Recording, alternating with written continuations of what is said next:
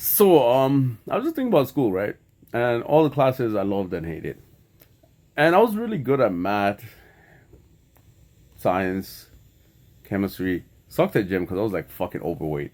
But then things I hated was like English because like yo, man's password of 55, and we never read one book from like all of high school. I didn't even. I think the last time I read a book was in the book fair you have in like public school, and you buy a book and it was like pictures, and I went through that. I was like, yo, I'm smart.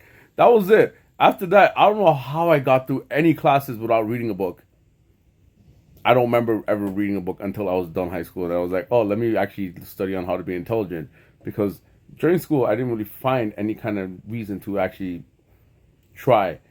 Like the things you're taught, like one of my favorite things to learn is history nowadays.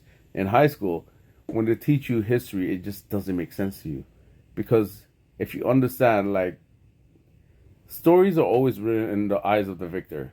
So whoever wins the war is going to explain the story however they want. But the thing is, chemistry and biology and common sense and a lot of things come into play.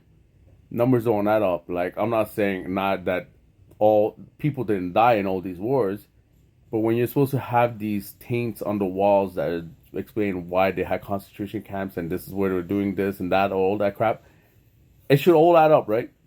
But it doesn't. It's just there to control the masses and be like, yo, these people did something really horrible, which in our eyes at this point, yes, they did. But at the same time, you don't know their story. It's through the eyes of the victor. When you ask someone from Germany, they'll be like, it's bad, but like we didn't think it was that bad. Like it was some completely different story. And when you go on to Vietnam War, all this stuff, it's all about controlling the narrative and making sure that you have control of the population. Yeah, population. Yeah. So people don't really know the real history of everything. Like now we're discovering the history of humankind and where all of us started and how everyone's black, this and that. So when people start getting actually, how do I put this?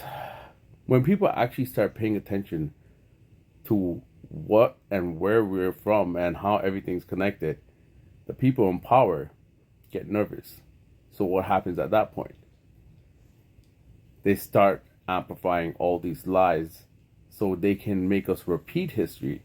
This war that we're going through is just, oh, it's literally a ploy. It's a repeat on history. It's you use fear, you use these like propagandas about, well, this is for humanity, this is really going on. How the fuck is Ukraine in a war? And this man's over here shaking hands with Trudeau and going on a world tour, seeing people. Your country's at war. You're a paid actor that was put in position. History is doomed to repeat itself if people don't understand from the history that's already happened. And everything's written through the eyes of the victors. And this time, if we don't understand our history and actually make a stance, we will be the ones losing, even though we're on the victor's side.